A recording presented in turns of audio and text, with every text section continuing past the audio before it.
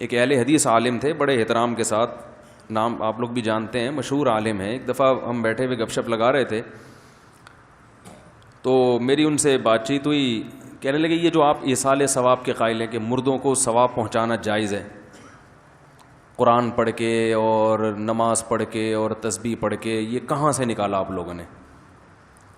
میں نے کہا حدیث سے نکالے. کہنے کون سی حدیث ہے؟ میں نے کہا حدیث میں آتا ہے صحابی نے رسول اللہ صلی اللہ علیہ وسلم سے عرض کیا ان امی توفیت عنی, میری ماں کا انتقال ہو گیا ہے, افاتصدق عنہا, کیا میں ان کی طرف سے صدقہ کر سکتا ہوں؟ آپ نے فرمایا نعم, ہاں.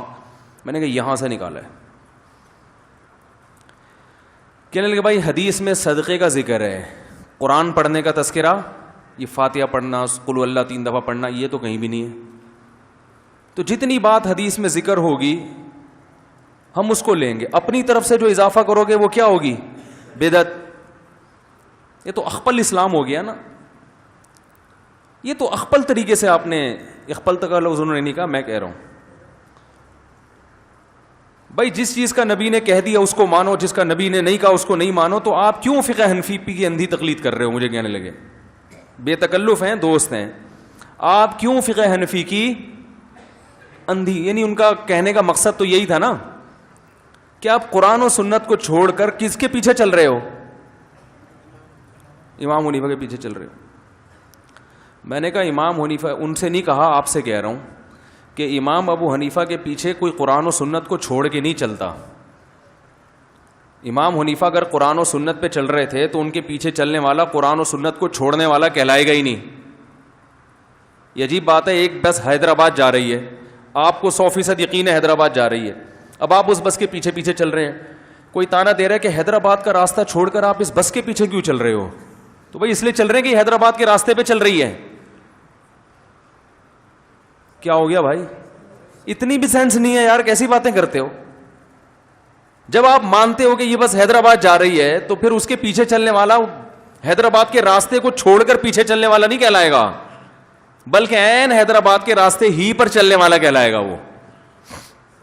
اور یہ عمل اندھی تقلید نہیں کہلائے گا. ہاں وہ اس بس کوئٹہ جا رہی ہے اور آپ حیدرآباد جا رہے ہو, نیت حیدرآباد جانے کی اور بس کے پیچھے چل رہے ہو, تو پھر ہم کہیں گے حیدرآباد کا راستہ چھوڑ کر اس بس کے پیچھے کیوں چل رہے ہو؟ جیسے مشرکین حق کا راستہ چھوڑ کر اپنے باپ دادا کے پیچھے چلا کرتے تھے, ان کو قرآن نے اندھی تقلید کہا ہے.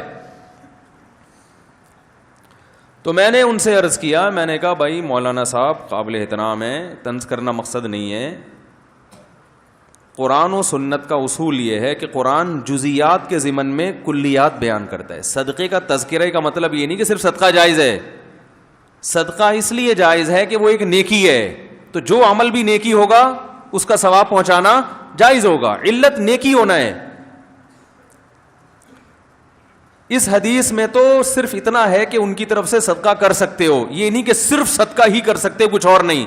پتہ ہی چلا کہ یہ جو میت کا عمل باطل ہے, ختم ہو جاتا ہے. انقطع عملہ الا من ثلاث, حدیث میں آتا ہے میت کے مرتے ہی عمل ختم ہو جاتا ہے.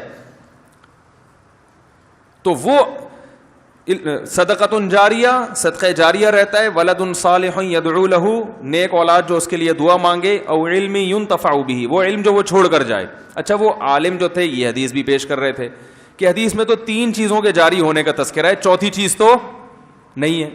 میں نے کہا کون سی 3 چیزیں؟ کہہ رہے ہیں صدقہ جاریہ جو میت نے خود کی ہو, علم جو میت چھوڑ کر گئی ہو, اور تیسری چیز ولد صالح یدعو لہ, نیک اولاد جو دعا مانگے. میں نے کہا اسی سے پتہ چل رہا ہے کہ آپ تشریح صحیح نہیں کر رہے. اولاد کے علاوہ اگر کوئی دعا مانگے تو قبول ہوگی؟ اس میں تو اولاد کا ہے, اور اولاد کے ساتھ بھی صالح کی قید ہے, نیک. پتہ چلا گٹکے والا بچہ اگر دعا مانگے گا تو وہ قبول نہیں ہوگی کیا؟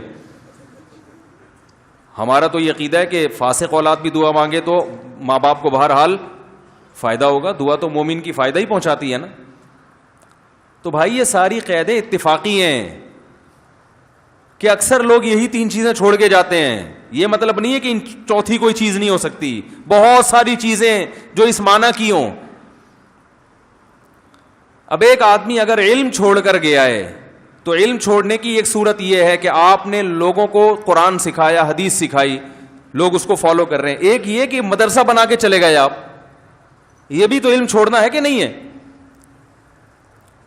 ایک یہ کہ آپ کے نام پہ کسی نے مدرسے پہ صدقہ کر دیا, صدقہ ہو گیا نا آپ کے نام پر, تو صدقہ بھی ہو گیا, اور اس صدقے کا فائدہ کیا ہے, اس مدرسے میں جب تک علم حاصل ہوگا تو وہ علم کا ثواب بھی کس کو ملے گا, تو یہ بالواسطہ یہ بھی علم چھوڑا انہوں نے. تو کلیات بیان کیے جاتے ہیں جزیات کے ضمن میں. صدقہ مقصد نہیں ہے, مقصد ہے نیکی, کوئی بھی نیکی ہو. تو وہ پھر کہنے لگے پھر ہمیں کسی صحابی سے قرآن خوانی کا ثبوت کیوں نہیں ملتا, کسی صحابی سے فاتحہ پڑھنا, سورہ اخلاص پڑھنے کا ثبوت کیوں نہیں ملتا. یہ بھی ایک اشکال کیا جاتا ہے. اس اشکال کا جواب یہ ہے کہ اجتماعی سطح پہ ایصال ثواب صحابہ سے ثابت نہیں ہے. اگر ہوتا تو اجتماعی سطح پہ کیا ہوتا نا تو یقیناً نقل ہوتا, کیونکہ اس کو دیکھنے والے لوگ ہوتے ہیں. انفرادی سطح پہ کیا ہے یا نہیں کیا, اس کے بارے میں حدیث خاموش ہے. وجہ اس کی ہے کہ یہ کرنے کے لیے صرف دل کی نیت کافی ہے. آپ دل میں نیت کر لیں کہ اے اللہ اس کا ثواب فلاں کو پہنچے, تو یہ نیت تو ایک مخفی چیز ہے نا. اسی وجہ سے ہم کہتے ہیں اجتماعی قرآن خوانی میت کے لیے جائز نہیں ہے, وہ جائز نہیں, یہ بدعت ہے,